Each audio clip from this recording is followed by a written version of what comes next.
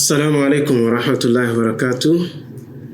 Thank you for having me for this interview session on one of ISRA research papers, which is on debt from Sharia and economic perspectives. This IRP is IRP number 81. So inshallah, I'll be interviewing Sheikh Riaz. Sheikh Dr. Riaz is also my co-author on this IRP. Actually, this IRP is a bit different from other ISRA IRP, which are mainly on Sharia aspect of Islamic finance.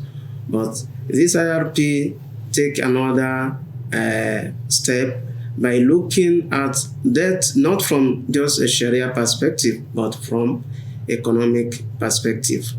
The main information that we wanted to share in this IRP is to look at debt from both Sharia point of view as well as economic perspectives.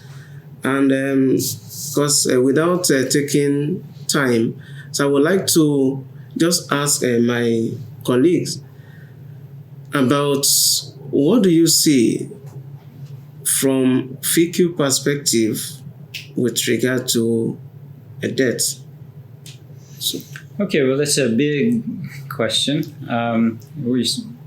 The methodology of fiqh is to always start with definitions. So in Al-Mawsu'a, the Kuwaiti Encyclopedia of Fiqh, they define debt as لزوم حق في الذمة. So roughly, that could be translated as the persistence of a right in a person's liability. So it's somebody else's right. So the word haqq could be right or obligation. So for this person that we're speaking about, it's an obligation. It's somebody else's right. And that gives you a couple of key terms or key concepts. So you have this idea of dhimma, which some scholars, it's translated as liability. Some scholars explain it as a sort of abstract receptacle for rights and obligations that's attached to every person. So when a person takes on a liability, then their dhimma becomes occupied.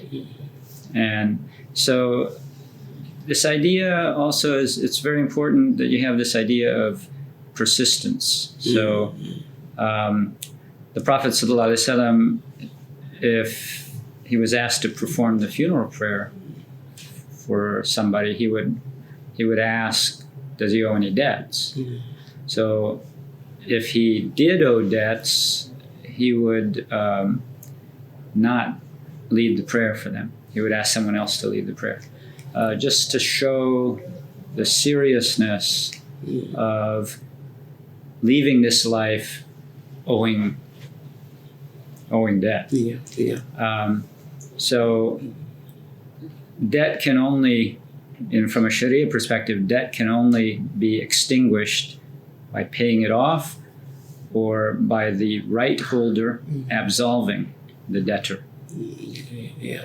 Okay, let us just look at it from another perspective, because when we are talking about from the definition that you rightly mentioned, that luzum haqqin, haqq normally is always translated as a right. But looking at the example that you gave now, it seems that, it's more of an obligation. You have obligation that you have to pay, to discharge towards another person. So, and that obligation, if we look at it from Sharia perspective, as you rightly mentioned, that it's something that is still attached to your liability, to your dhimma, and you must ensure that you discharge that liability. So from this divination, can we say that debt is something that you can just take without a need for it?